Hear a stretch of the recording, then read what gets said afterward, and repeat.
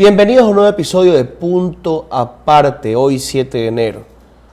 Nuevamente están convocados a acompañarnos a una entrevista, una conversación, para hacer una mirada a profundidad, para analizar no la coyuntura, sino la realidad, las dinámicas generales de una forma más completa. Los problemas de fondo detrás de las discusiones del día a día. Para ocuparnos de el diseño de la ciudad de Guayaquil, para hablar de la forma en que nosotros vivimos y nos relacionamos con ella, en esta ocasión conversaremos con una arquitecta. Ella es Maribí Suárez, quien nos acompaña hoy y con quien es un gusto compartir este set. Hola César, ¿qué tal? Placer, Maribí.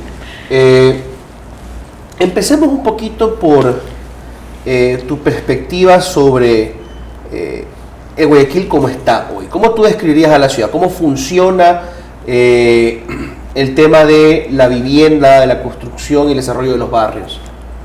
Yo veo dos problemas grandes en Guayaquil. O sea, mi primera visión es que existe lo informal, ¿no? Y es que es como un crecimiento un poquito más orgánico y no ordenado, que es como la forma en la que la gente lo piensa. Y luego tienes lo ordenado, pero que al mismo tiempo no es ideal para vivir, que son los barrios residenciales cerrados.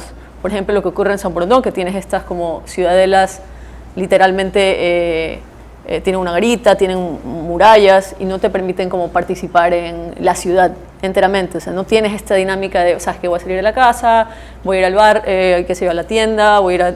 Simplemente son como pequeños sectores segregados. Entonces tienes como estos dos extremos que se contraponen bastante y que no son de ninguna forma ideales. Y yo creo que Guayaquil es bastante de estas como... dos como posturas contrarias y al mismo tiempo tienes, qué sé yo, lo que puedes vivir en el centro. Ahorita estamos aquí en el centro y ves bastante como caos aparente, que una vez que ingresas y lo puedes caminar, te das cuenta que hay una coherencia bastante chévere. O sea, tú te puedes dar cuenta que las personas están haciendo las adecuaciones dentro de la ciudad que necesitan y es como un tipo de vernacularidad. O sea, yo le llamaría, es como arquitectura vernácula dentro de una ciudad, una arquitectura vernácula. ¿En tu propio lenguaje? Sí, es tu propio lenguaje. Y yo creo que hay muchas cosas que rescatar de la arquitectura guayaquileña, especialmente esa característica de cómo nosotros como entendemos la ciudad y cómo la hacemos nuestra y la cambiamos y nada, eso. Cuando hablamos de la arquitectura guayaquileña, muchas veces la gente piensa en, por ejemplo, las casas de la calle Numa Pompilio, como un pasado casi que imaginado en la ciudad. Quizá algunos piensen en las casas de Ratinov, en Urdesa, quizá otros incluso en estas épocas prefieran pensar en los extremos, ¿no? De las casas con techo de zinc en las invasiones, por un lado, y por otro lado estas McMansions criollas de Vía La Costa y de Vía San Borondón, que son parte del Gran Guayaquil de la misma forma. ¿No será que tenemos múltiples arquitecturas guayaquileñas? Exactamente. O sea, yo creo que muchas veces, por ejemplo, el uso de la palabra patrimonio, ¿no? Muchas veces lo patrimonial y lo que consideramos debe ser preservado siempre es tiende a ser esta mirada hacia el pasado de un Guayaquil que ha sido colonial o arquitectura republicana, y no necesariamente esa es la arquitectura que cuenta nuestra historia, pienso. O sea, como tú dijiste, nombraste diferentes ejemplos. Yo creo que todo eso es Guayaquil, a la final. Son casos extremos de Guayaquil, pero es Guayaquil. Y sí, o sea, así como los Macaferri son patrimonio, yo considero que son edificios bellísimos, también lo son, como tú dices, las casas con techo de zinc, también lo son la casa X que vive cualquier persona, que no es ni siquiera arquitectura moderna, no es ni siquiera arquitectura colonial, no responde a nada de esto, es simplemente una casa resultado de las dinámicas del lugar en el que está hecha. Entonces yo creo que eso básicamente es la arquitectura en Guayaquil. O sea, no tenemos que irnos por imaginarios colectivos así de chuta, las peñas y cómo eran las peñas. O sea, algo que me parece súper importante es que la nostalgia puede ser peligrosa. Y esto esto lo podemos ver ahorita más que nunca. O sea, el pasado no necesariamente fue mejor. Y mantener como esta idea de que el pasado era un lugar mucho más limpio o más, qué sé yo, ordenado y que todos vivían bien, bueno, eso es muy falso. O sea, Guayaquil tiene una historia de ha tenido muchas vicisitudes y hay muchos grupos que han sido oprimidos en estos periodos específicos que recordamos con mucho como... Sin embargo, cuando la gente habla con nostalgia de esas casas, sí. no solo de Luma Pompilio, sino que las tienes en el parque histórico que ahora está en San Borondón. Sí, ajá. Claro, porque bueno, siempre ha estado en San Borondón. Y estas casas que fueron removidas hacia allá. Uno ve esta arquitectura en madera, por supuesto, que hizo la ciudad vulnerable a múltiples incendios, sí. pero que uno nota y te lo explican también los historiadores y los guías cuando uno visita, eran casas diseñadas para nuestro clima. Casas donde corría el viento, donde había un control de la temperatura, y que en cambio las casas construidas en Guayaquil en las últimas décadas realmente terminan siendo oscuras, calientes, incómodas para vivir en la ciudad, porque quizás nos hemos vuelto menos funcionales en cuanto al control de la temperatura, cuando es algo que vivimos en el trópico todos los días y con molestias. Yo creo que, primero, hay como, hay diferentes, antes de que la ciudad se consolide, ¿no? Y que tengamos esta arquitectura de madera. La arquitectura en Guayaquil no era de madera, era de caña. Era como la casa palafítica, que es básicamente esta casa que se adapta al río y que puede existir independiente del nivel freático. Claro, de dos niveles. La típica casa que todavía tú ves en el campo, sí. El hogar del Montubio, que realmente está en un piso más elevado, sí. Y abajo solamente están los pilares, digamos, de caña. Exactamente. Palos. Sí, y y es ese tipo de casa que literalmente puede adaptarse al entorno y no necesita que el suelo sea rellenado, por ejemplo, que es lo que pasó en Guayaquil, ¿no? Entonces, tienes como este tipo de arquitectura y luego viene la arquitectura madera, que no necesariamente es de acá. Creo que este tipo de arquitectura, hay cosas que no se lograron adaptar, pero hay cosas muy valiosas. Por ejemplo, el soportal es increíble. O sea, el soportal nos permite transitar la ciudad y protegernos del sol, la lluvia, este tipo de cosas. Eso fue una ordenanza municipal, sí. De una época que se obligaba, sí. A cubrir, digamos, las calles, ¿no? Las aceras con el soportal. Correcto, y eso es como básicamente una importación. O sea, no es necesariamente nuestro, pero era la casa, empezó como, le decían la casa, como la del Gran Cacao, por ejemplo, que es como que tienes estas casas que tienen en la parte de abajo bodega de cacao y lo que sea, y tienes el soportal alrededor, y luego en la parte de arriba es donde se vive, y esas son las casas que tenías como en Guayaquil, en construcción en madera. Y eso fue, el soportal fue muy bueno. Y también tienes, por ejemplo, tienen un tipo de altura en el que, bueno, tienes estas como soluciones bioclimáticas donde el aire caliente puede salir por unas como rendillas que existen encima de las puertas, y todo eso es muy bacán y es muy, muy rico. Pero, o sea, rescatar ese tipo de estrategias me parece muy bacán. Me parece que es lo ideal. En lugar de tal vez hacer este tipo de, qué sé yo, como copia de estéticas o de iconos y símbolos del pasado. Por ejemplo, tú hablaste del parque histórico. El parque histórico es interesante en el sentido en el que es como un Disney, ¿no? O sea, vamos al parque histórico y tienes estas casas de Guayaquil que están siendo mantenidas de forma de forma artificial. Es básicamente como que tuvieses un muertito y quisieras que se parezca un vivo. Entonces tienes que andarle poniendo sangre, tienes que tenerlo conectado a una máquina. O sea, son casas que primero ocupan muchísimo como necesitas muchísima plata y muchísimo tiempo para mantener. Y simplemente se sacaron las fachadas. Esto es un trabajo muy bacán, o sea, no estoy para nada hablando mal de esto porque es un trabajo que necesitaba hacerse, en el cual se sacaron las fachadas y se las reconstruyeron como si fueran casitas de, tú sabes, como maquetas, ¿ya?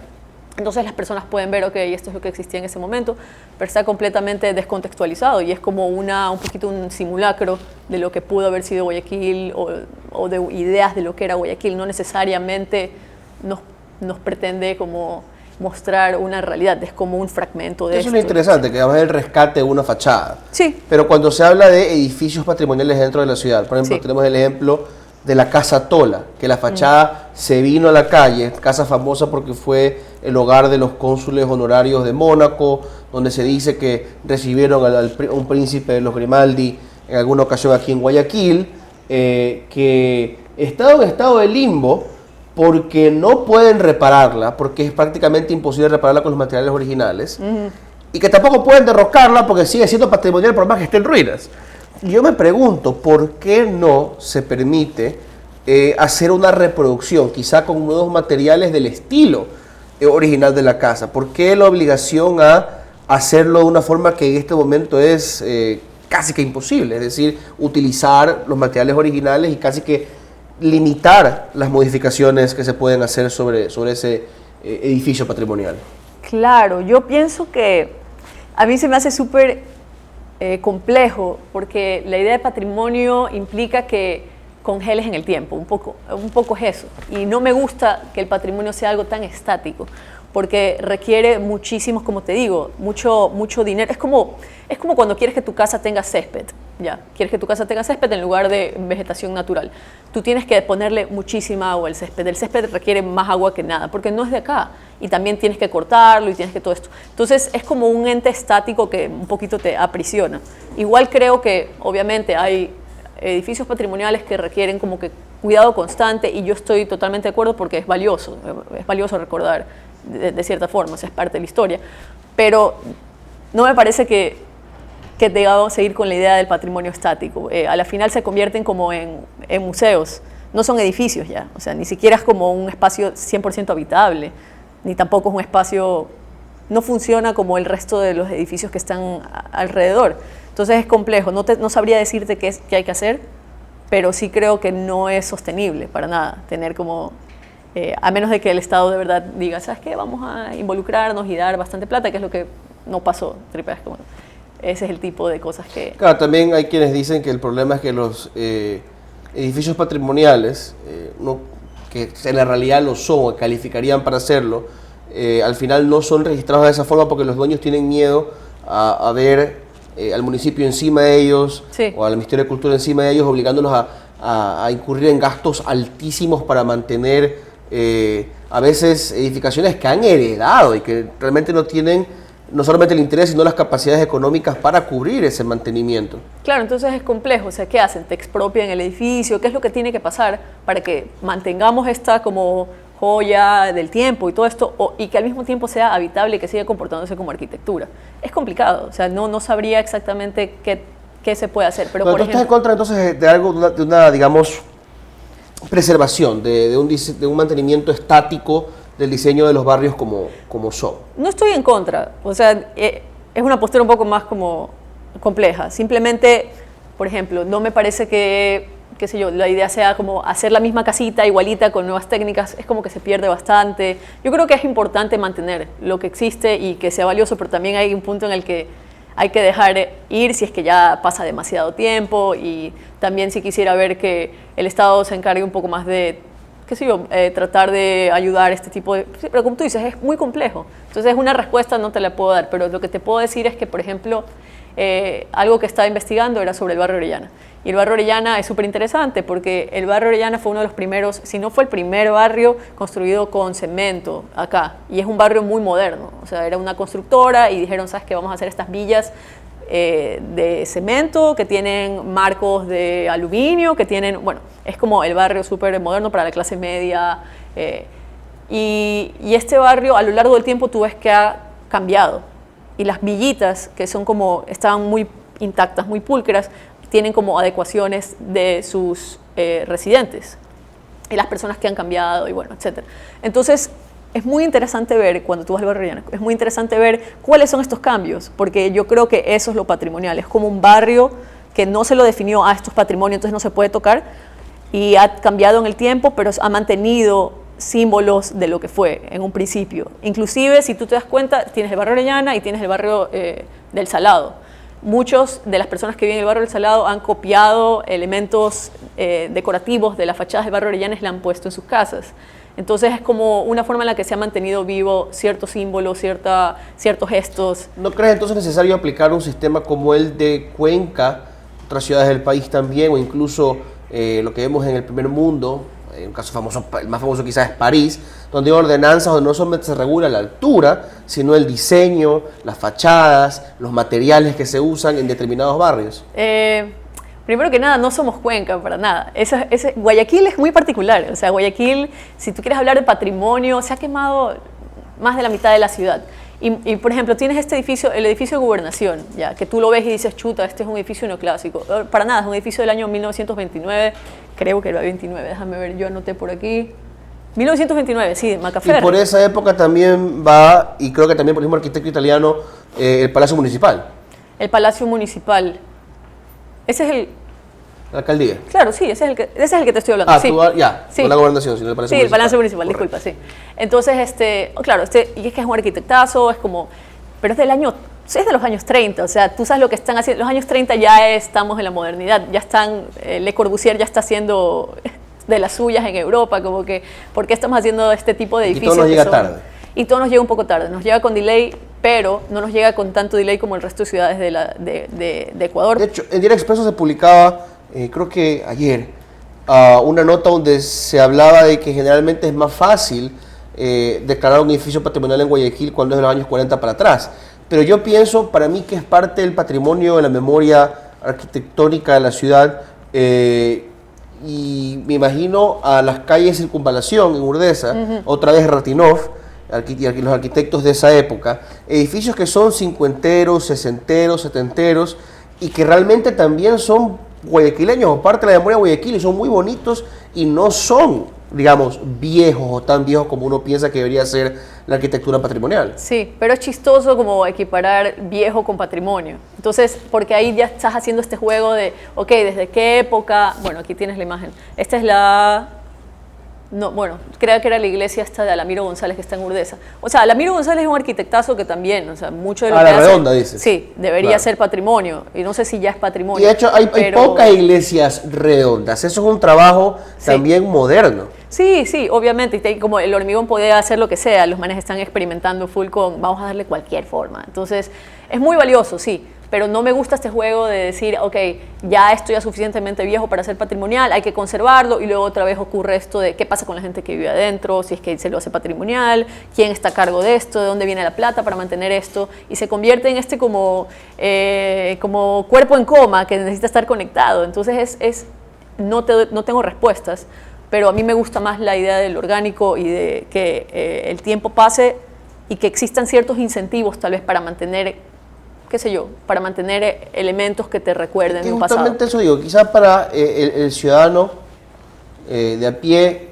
para la mayoría de nosotros, el patrimonio de una iglesia, por ejemplo, es la iglesia barroca o neogótica de la colonia o de la etapa republicana temprana. Sí. En Guayaquil, quizá No la hay. Basílica de Merced, la iglesia de San Francisco, la catedral, pero esta iglesia redonda de Urdesa, ¿verdad? Corresponde, no sé si exactamente, pero yo pienso a un estilo de los movimientos que se hicieron a mediados del siglo pasado. Por ejemplo, en Francia tú tenías a un montón de curas dominicos que diseñaban el interior y la arquitectura de iglesias bastante modernas, un poquito por la línea de Le Corbusier, que en Francia son patrimonio y que son casos de estudio, pero que acá la colocases en cualquier punto del Ecuador y quizá pasaría desapercibida o sería hasta despreciada.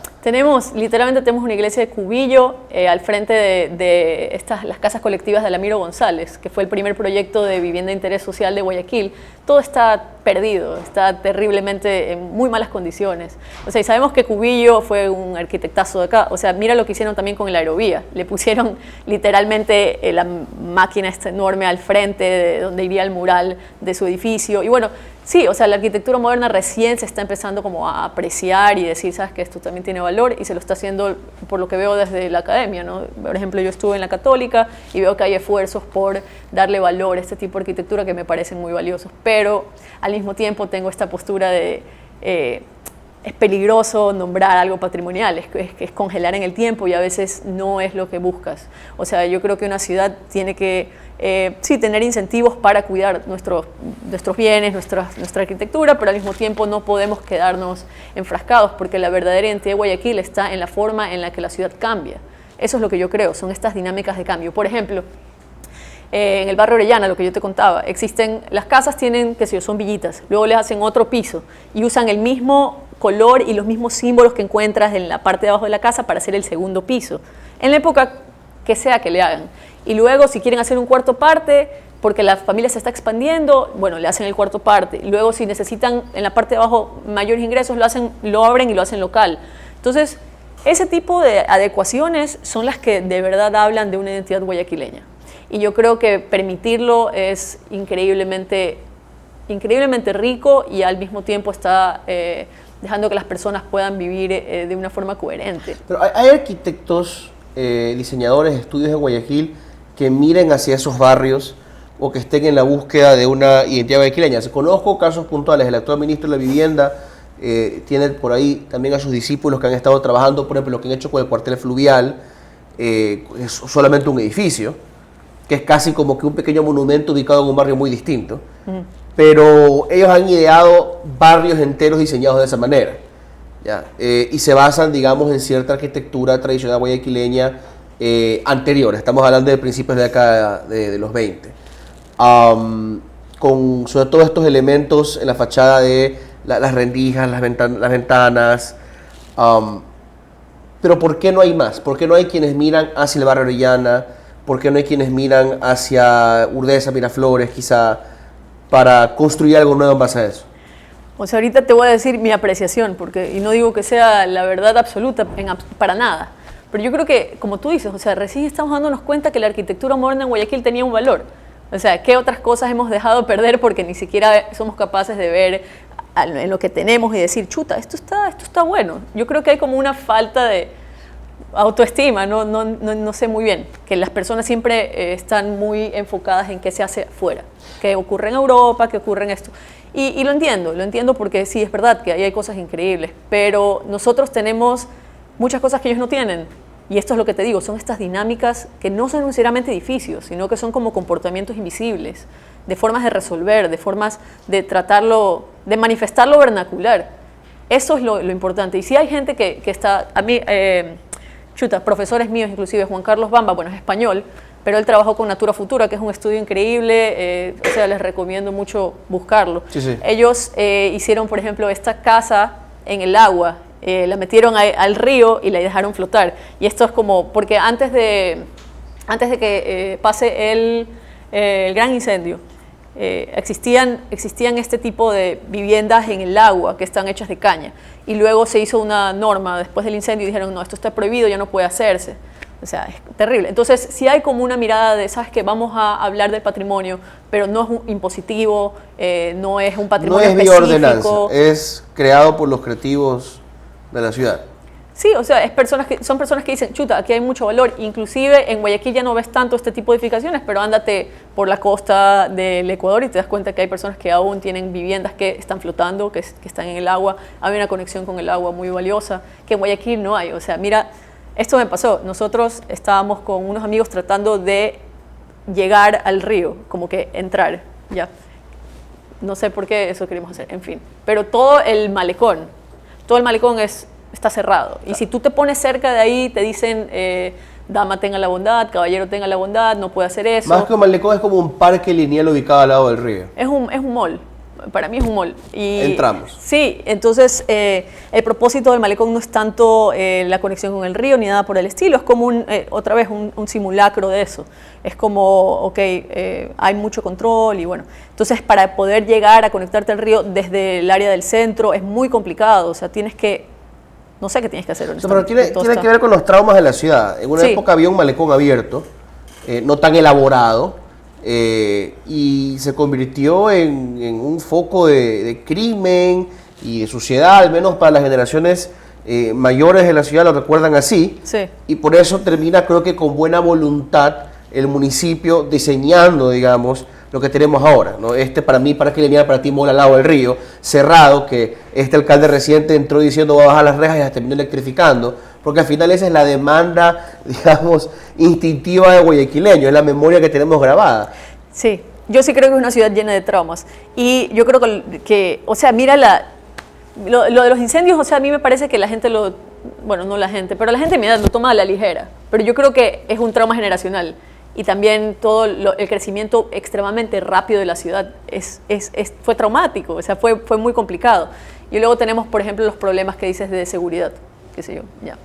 Sí, yo entiendo que hay problemas de seguridad reales y todo lo demás, pero, y como te decía antes de que iniciemos la entrevista, con un edificio no vas a salvar al mundo, no vas a arreglar la inequidad social, no vas a hacer nada, pero sí es un símbolo de hemos fallado, el contrato social está perdido, o sea, es eso, es lo que significa, ¿no? no necesariamente digo que lo hicieron con mala intención, yo sé que las personas están tratando de hacer lo que pueden, ¿no? Con lo que hay, pero sí hay una desconexión total con el río que no es desde los gobiernos actuales. O sea, la desconexión con el río empieza desde hace muy atrás. El río y con los esteros. Y con los esteros, sí. Sí, correcto. Todo eso se rellenó.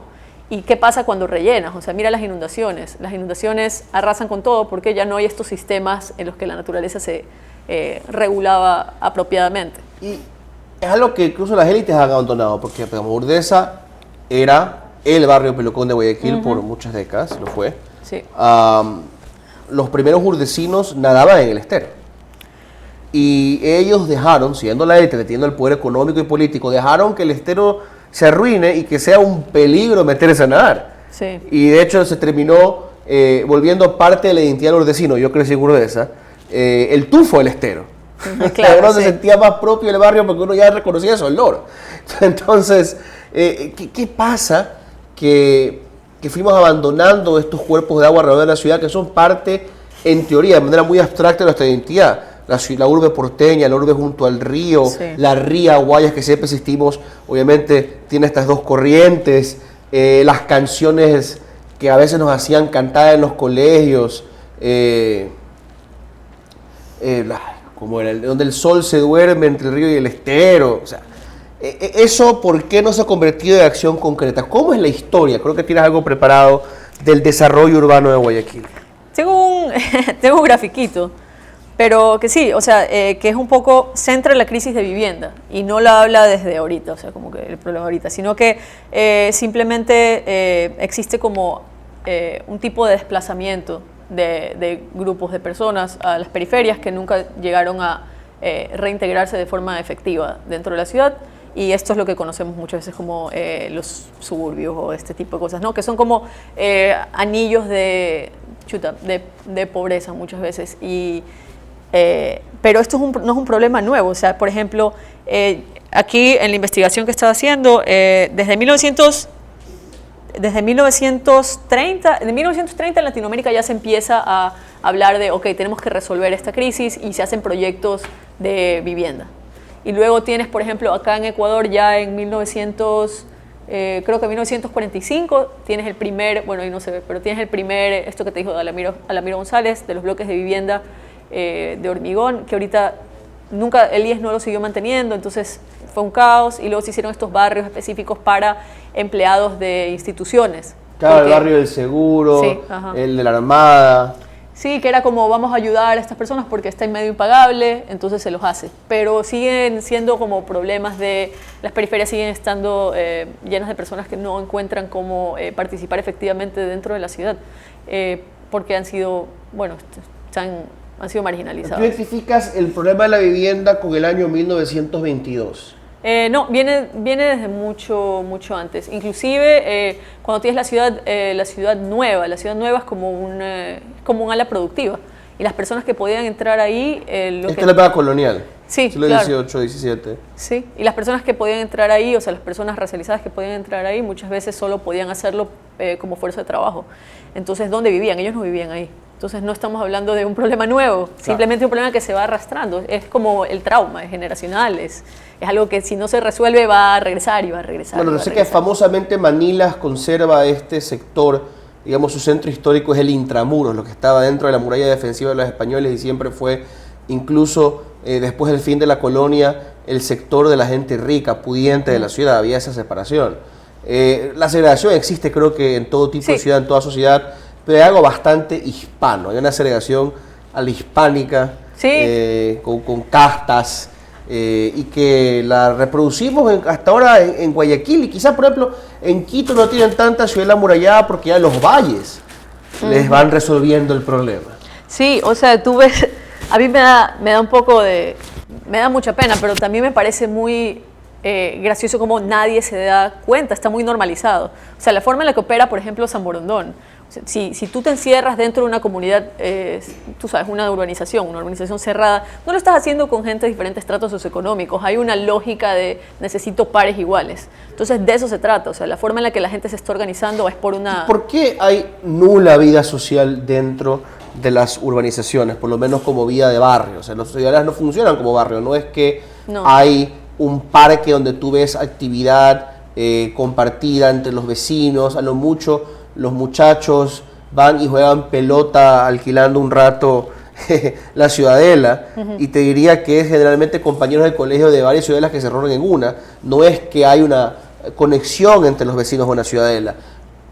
Es que es un tejido urbano que no es orgánico, o sea, es algo es como este orden moderno, ¿ya? Es como esta es la mentalidad, yo le digo mentalidad moderna, que es como que vamos a zonificar, o sea, en los años 30 ya aprendimos como que del Siam, de Le Corbusier y todas estas personas, que a pesar de que trajeron mucha innovación en la arquitectura, hay errores de la modernidad que estamos imitando. Entonces, este tipo de zonificación de, sabes que aquí es solo residencial y qué sé yo, tienes un parquecito medio trucho, ya, etcétera, no permite que las personas puedan generar como que conexiones reales, y también es como yo me estoy uniendo a este grupo de personas solo por la razón socioeconómica, o sea, nada más, solo porque todos podemos pagar lo mismo, y luego ¿qué más? Y luego si salgo, solo hay un parque que no tiene ni siquiera, tal vez tiene juegos de niños. Y la gente se va moviendo. Yo converso mucho con un colega en las mañanas de la radio. Él dice, mira cómo las élites de otros países, sigue siendo, digamos, otra vez elitismo, segregación, pero cómo en otras sociedades hay escuelas, hay colegios emblemáticos que duran siglos, y acá, digamos, el pelucón de Quito, de Guayaquil, cambia máximo cada 2 generaciones de colegio de las clases altas, como que no se conservan ni siquiera ese tipo de instituciones. Y así como corre la clase alta, la clase media y las clases populares también van corriendo de sector a sector, de colegio a colegio, de institución a institución, de iglesia a iglesia, y todo es líquido, todo cambia, todo se mueve y nada se conserva en nuestras ciudades. Sí, sí, es complejo. Yo creo que sí, o sea, lo veo así, y también lo veo como quisiera que fuera mucho más escurrido en realidad, porque yo el problema que veo es que por ejemplo, algo que me parece muy chistoso es cuando tú piensas en los emos, ¿ya? Entonces, piensas en yo intenté ser emo, mi mamá no me dejaba, pero intenté. Y básicamente hay como una representación estética, ¿no? Tú te vistes todo de negro, te pintas las uñas, lo que sea. Estás mandando un mensaje muy literal de soy emo, quiero otros emos, ¿ya? Si yo voy a Adriana Hoyos en Plaza Lagos y veo a las personas que están ahí adentro, yo no puedo evitar ver emos, en el sentido que hay un pocotón de códigos que te dicen yo pertenezco a cierto grupo socioeconómico, pertenezco a una pequeña parte de la ciudad de Guayaquil, y esta es la forma en la que yo te lo... Mis papás vacacionaban en Miami y yo vacacioné en Madrid, básicamente ese grupo de personas. Sí, ok, ya. Correcto. Entonces, estás mandando un mensaje muy literal, que es como... todos hacemos como algún tipo de disfraz, de alguna forma u otra. No estoy diciendo que yo no participo dentro de esto, pero puedo leerlo. Y yo creo que ese tipo de símbolos y de mensajes y de comunicación es muy insidioso y siempre va cambiando. Y lo que trata de hacer es que al momento en que cambia, y esto va muy de la mano de la moda. La moda nunca es estática y siempre está constantemente cambiando. Entonces, si tú estás al tanto de la moda, tienes tu casa moderna o me veo de cierta forma, estás mandando este mensaje de que pertenezco a este grupo y sigo siendo relevante dentro de este... Hay algo también positivo dentro de esa dinámica, por ejemplo, en Buenos Aires, en Nueva York, tienes barrios yuppies, tienes barrios hipsters, tenías barrios hippies, tienes barrios de jóvenes estudiantes, de los veinteañeros, de los que pretenden ser intelectuales y que tienen su sabor y su vida y su tipo de bares y su tipo de cafeterías y sus galerías, justamente porque están poblados por esta gente que se buscan los unos a los otros. Es que eso es bueno, porque estás creando comunidad. Es bueno. Pero hay algo cultural, tú dices, no solamente económico, sino... Sí, hay gustos de por medio. Hay gustos de por medio, gustos acá propios. Creo que son colectivos que se identifican por situaciones socioeconómicas específicamente, y que me parece que obviamente está regado en racismo, en clasismo. Y el estatus puro es básicamente novedad. No hay nada detrás de eso. Eso es lo que yo te digo, o sea, está bien hacer comunidad en base a gustos y estéticas y decisiones tipo qué café me gusta, lo que sea, o sabes que me reúno a hacer este barrio es el de yuppies, etcétera, pero yo lo que te digo es que aquí en particular he visto que son como estas comunidades muy cerradas, que necesitas tener cierto tipo de código para participar. Entonces la segregación es como que no solamente el bar, tu ciudadela cerrada. Cuando sales de ahí también existen estas como pequeñas como subculturas que no te van a permitir ingresar si no estás al día con el código que requiere. Yo te diría, por ejemplo, la famosa casa embrujada de Urdesa, pues, ¿no? Que por ahí dice que se quemó, algunos dicen que fue incendio provocado para ir a rematarla, que siempre había esta dinámica de Tom y Jerry entre los grupos indie que lo usaban en el municipio de Guayaquil. Sí. Y en una época decía aquí la van a querer exorcizar con un agente de la CUACB con agua bendita y Palo Santo, o sea, era bastante cómico para los que vivíamos cerca. Había este nicho, este espacio de cultura y hasta contracultura que se reunía ahí, como que llegaba gente. El barrio alrededor era bonito, tú probablemente frecuentabas allá. Y sin embargo, nunca se terminó por desarrollar un barrio de gente que decía, sabes que yo quiero vivir ahí. Yo creo que Urdesa igual, si tú quieres encontrar como a la gente que iba al inmunicipio, sí. O sea, están los 5 locos de toda la vida en Lomas. Pues no es que se ha generado un barrio donde la gente se convocó, o sea, que todos nos vamos a ir a Costanera y a Circunvalación y nos vamos a juntar ahí. Pero definitivamente en Urdesa vas a encontrar el tipo de gente que íbamos a ver a la Chanchocracia, así. Pero sí, o sea, en Urdesa, en Ceibos, que son barrios que tienen una historia muy similar, ¿no? O sea, son barrios modernos, 60 aproximadamente, iniciaron para un tipo de, como un cliente de una clase acomodada, entonces eran los barrios como más aniñados en ese momento y todo el mundo quería ir allá.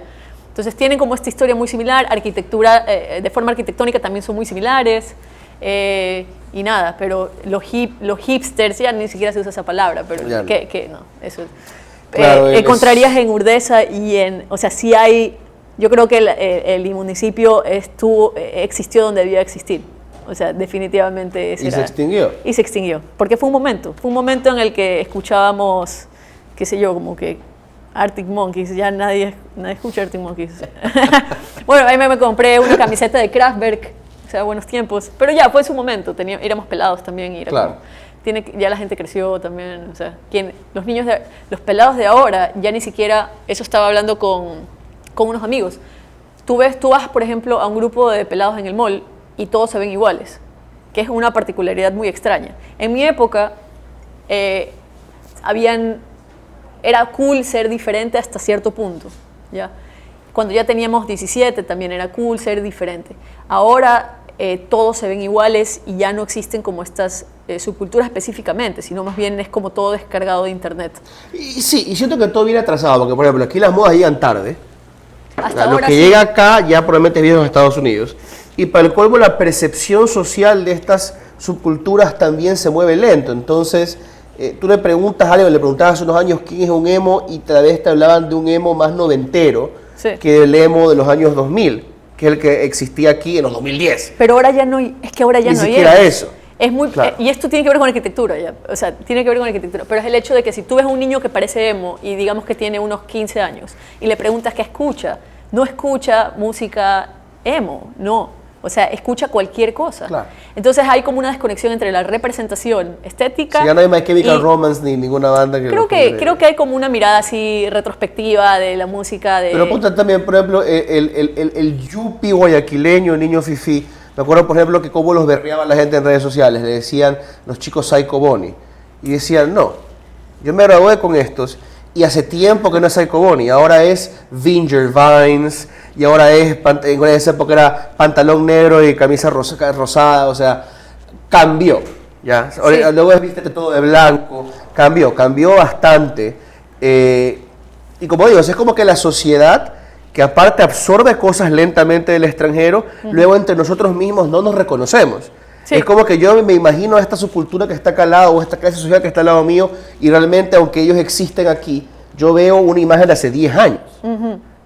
Sí, yo creo que se debe un poquito a la desconexión social, la atomización que hay entre nosotros también. Sí, o sea, las personas siguen manifestando estos códigos para dar un mensaje, ¿no?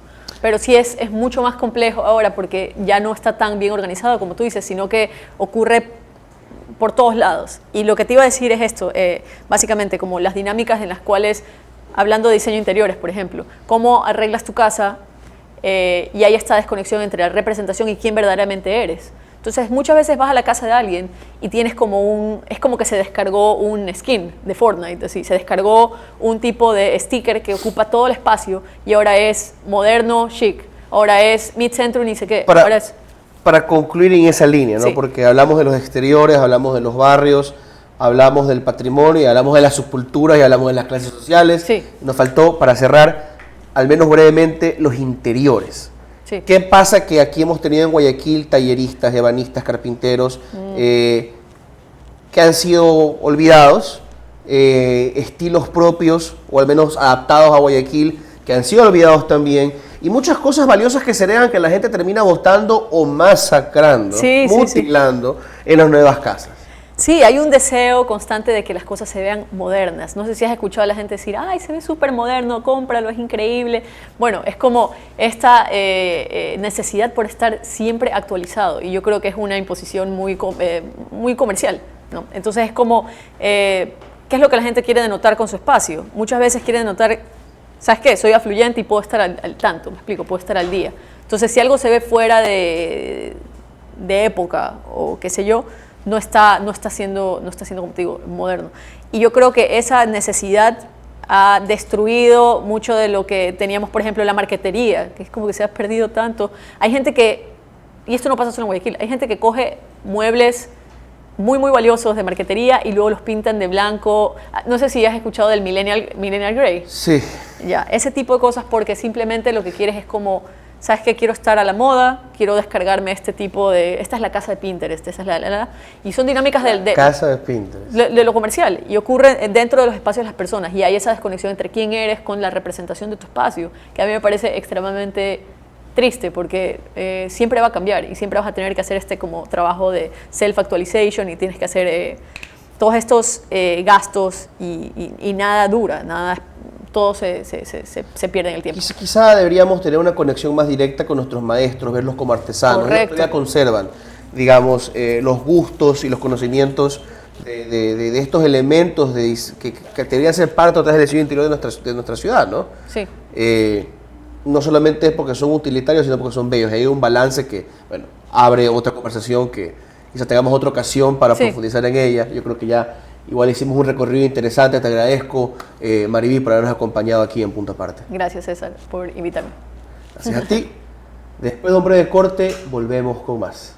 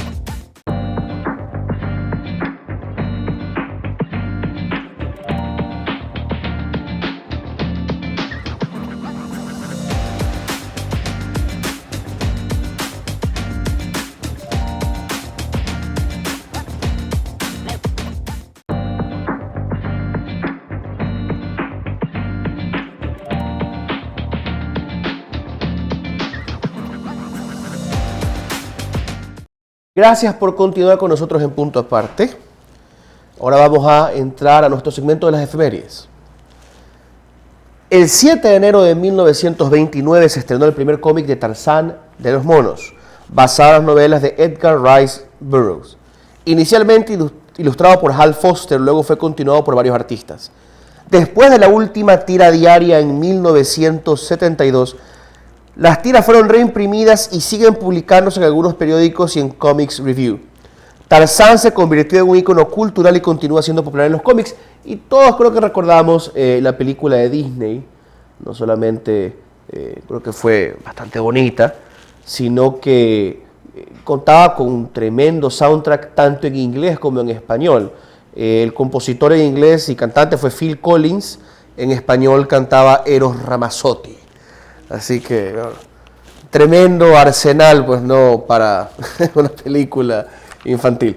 7 de enero de 1982, pero propio del Disney de esa época. 7 de enero de 1982, según su voluntad, las cenizas de Demetrio Aguilera Malta fueron arrojadas al mar en el Golfo de Guayaquil frente a la isla Puna.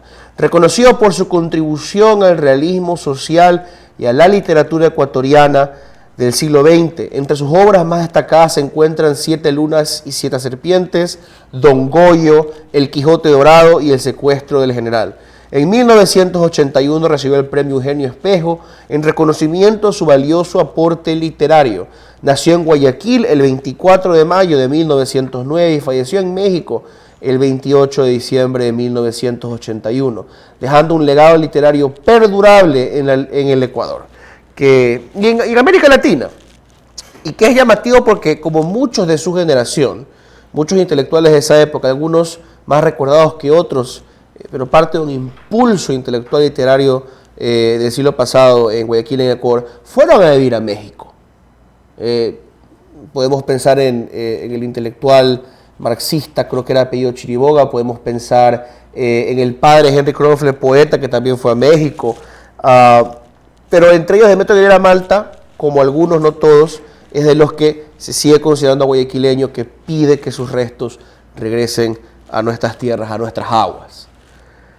El 7 de enero de 1948 nace Kenny Loggins, cantante, compositor y guitarrista estadounidense, famoso por sus éxitos en los géneros de rock y pop, tanto en solitario como en el dúo Loggins and Messina. Es conocido por canciones icónicas como Footloose, Danger Zone y I'm Alright, muchas de las cuales fueron parte de bandas sonoras de películas populares, como Footloose, inolvidable también. Loggins se destacó en la música de cine y sigue siendo una figura influyente para la generación musical de los años 80. Con eso toca despedirnos. Gracias por habernos acompañado. Síganos en nuestras redes, no se olviden, estamos en X, yo prefiero decirle Twitter, en Instagram como Altavoz EQ, TikTok como Altavoz EC, lo mismo en Facebook y en YouTube como Altavoz-EQ. Dios mediante, nos volveremos a encontrar el día de mañana.